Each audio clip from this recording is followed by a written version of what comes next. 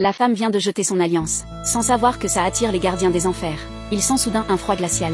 Il y a quelques années, le père de la femme a détruit par accident une veine de dragon. La famille Dubois est maudite depuis. Tous les membres vont subir les tourments des enfers.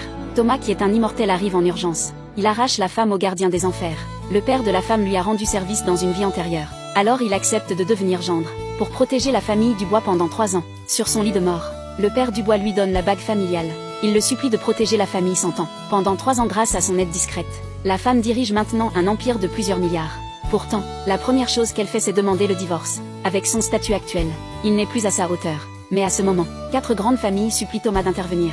Elles offrent toute leur fortune, juste pour sa protection. Thomas refuse net en invoquant les 3 ans de mariage avec sa femme. Après avoir bien réfléchi, Mademoiselle Martin affirme avec détermination: peu importe ce que veut Thomas, elle ira elle-même chez les Dubois pour demander sa main. Mais la femme croit que les Martin viennent pour elle. Elle se précipite et force Thomas à divorcer. Thomas prévient gentiment sa femme. Après le divorce, la fortune des Dubois disparaîtra. Mais la femme retire son alliance d'un geste ferme. Elle annonce fièrement qu'elle veut divorcer, et jette violemment la bague par terre. Les gardiens des enfers sentent que le seau se brise. La femme se moque encore de Thomas. Mais la seconde d'après, Thomas donne par bonté des amulettes aux 2 sœurs.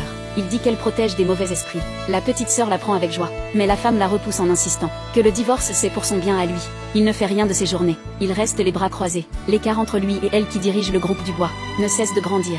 En gros, dès qu'elle réussit, elle largue celui qu'elle aimait. Thomas la prévient encore une fois. Il lui reste seulement 3 chances de se rétracter. Une fois ces 3 chances épuisées, elle mourra. Est-ce qu'elle veut vraiment utiliser la première chance? La femme n'écoute pas les conseils de sa sœur.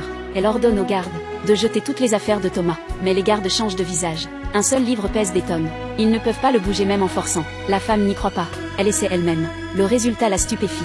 Alors elle passe sa colère sur la poubelle. Thomas lui dit qu'elle vient de gâcher une chance. À peine a-t-il fini, une tuile tombe du toit et manque de la toucher. Heureusement, sa sœur la tire à temps. Mais la femme pense que c'est juste une coïncidence, pas une punition divine. Elle exige que Thomas lui rende la bague.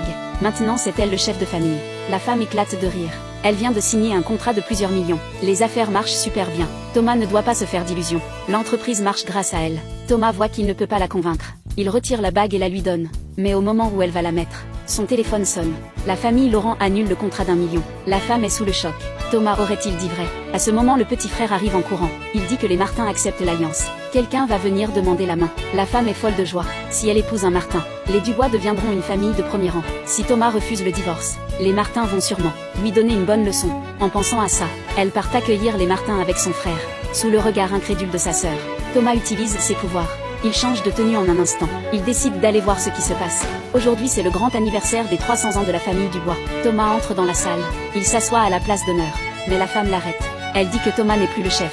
Il n'a plus sa place à la table principale. Il doit s'asseoir à la table des enfants. Voyant que la femme lui désobéit, Thomas ne se fâche pas. Juste après, le majordome Martin arrive avec des cadeaux. Il annonce que le maître est malade et ne peut pas venir. Alors c'est lui qui le remplace. La femme invite vite le majordome à s'asseoir. Mais la seconde d'après, le majordome Martin tombe à genoux terrifié. Il demande pardon à Thomas. Tout le monde est sous le choc. Pourquoi le majordome Martin a peur d'un gendre raté? Le nom de Monsieur Renard n'est pas fait pour être dit par des gens ordinaires comme vous. À ce moment, la femme et sa famille ne réalisent pas qui est vraiment Thomas. Il est bien au-dessus d'eux. Ils croient que le majordome respecte Thomas, juste parce qu'il est le chef de famille. Alors ils annoncent publiquement qu'il retire à Thomas son titre de chef. Maintenant, c'est la femme qui dirige la famille Dubois.